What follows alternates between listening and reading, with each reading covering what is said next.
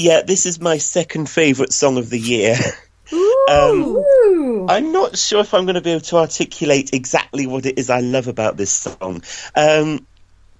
Part of it is the nostalgia factor of having not only Laura, who I've been gunning to get back into Eurovision so she can shake off her Sun Tribe tag, but also a singer from the first contest I ever watched back in 1998. Ooh. And yeah, I'm hoping that we get to bump into them in Kiev. As anyone who saw our Eesti Laul video saw, I was quite happy when this song won. To say the least. Just a little bit. This song just it just does things to me. I can't really explain. It just makes me very happy. It's possibly the melody, the fact that it's a really nice duet. When I really love a song, I just struggle to articulate properly because then I'll just end up gushing. So you should probably move on from me, to be honest with you. Okay. Anne, do you want to go next? Okay.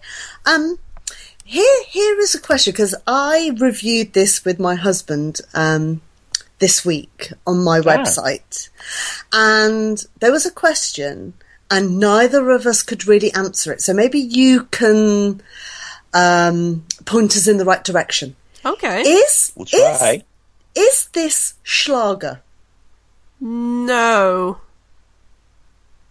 It kind of reminds me of Melody Festival in circa 2003, so maybe it is.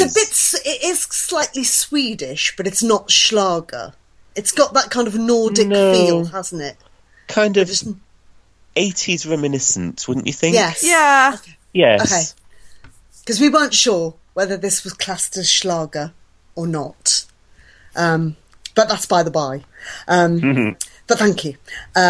So when this was selected, this was kind of about mid-table.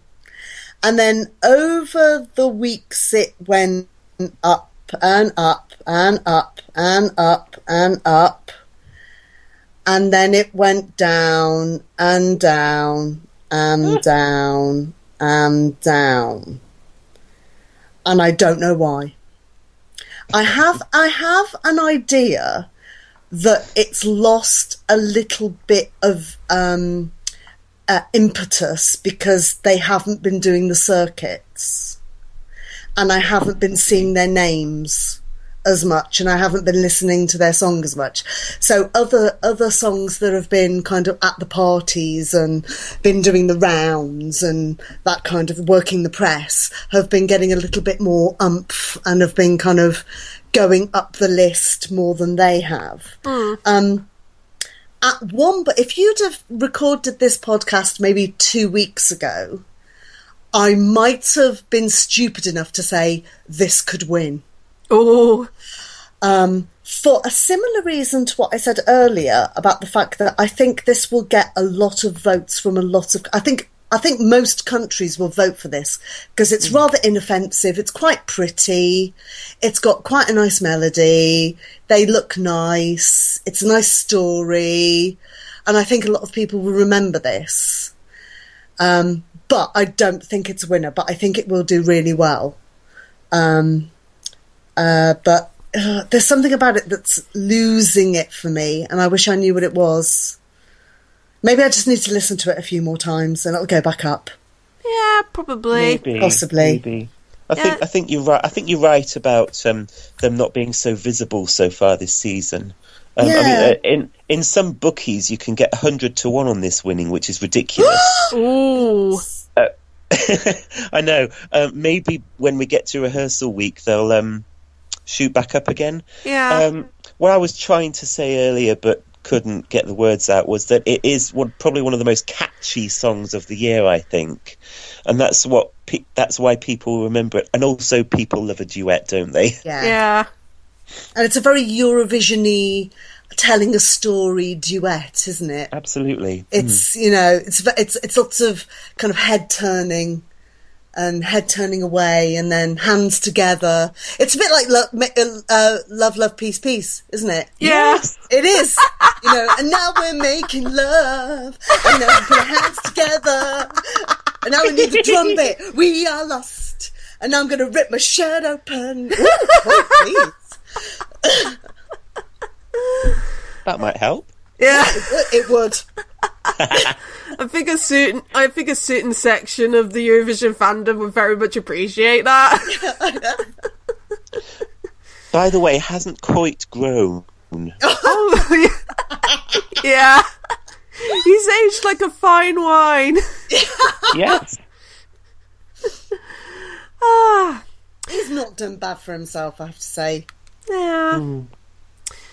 Okay, I haven't actually had a chance to say anything, but I don't really have much else to say because you've made a lot of the points that I wanted to make. It's a really nice duet, I think. I kind of like those kind of like atmospheric tropical bird sounds very faintly in the background. That's kind of like a nice, pretty touch, I think.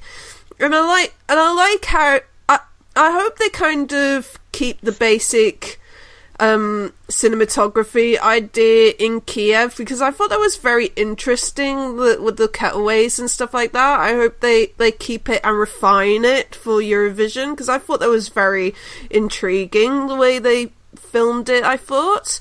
And well, people say that the two of them don't really have much chemistry together. I don't think that's really much of a problem, because it's a song where they're physically apart and they don't really interact with each other really much, so I don't think that's something to worry about. Like, there's supposed to be like some sort of like physical distance between the two of them, but yeah, I quite like that. I enjoy this. It's got quite a catchy chorus as well, so yeah, I hope it does quite well, because it is kind of growing on me with each listen, so yeah, I quite enjoy this one. Yeah, I don't have much else to say about it. Okay, so any more words on Estonia before we give it a score? Nope. No? Okay, I'm going to give this a 3. What about you, John? A 5, definitely. And I'm just looking down on my list. It's just scraped a 4. Oh, okay. Well, at least it's a 4. Yep. At least it's a 4.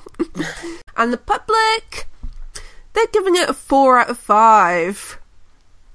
Oh, Yay, public. yes, that's nice and positive. I'm pleasantly surprised about that.